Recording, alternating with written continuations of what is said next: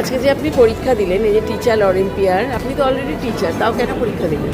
Teacher আছি কিন্তু আমার এক্সপিরিয়েন্সের জন্য এটা জরুরি ছিল।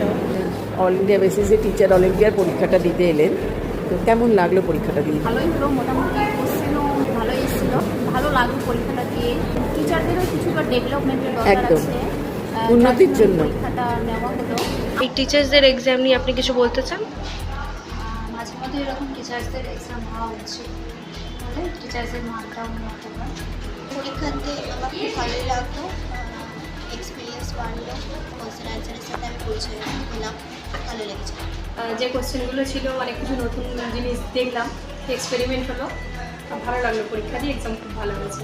আমি এক্সামটা দিয়ে স্যাটিসফাইড। কোয়েশ্চেন মোটামুটি ভালোই ছিল, ভালো হয়েছে। আর টিচারদের গার্ড যারা ছিলেন খুবই ভালো, আমাদেরকে খুব কোঅপারেট করেছে।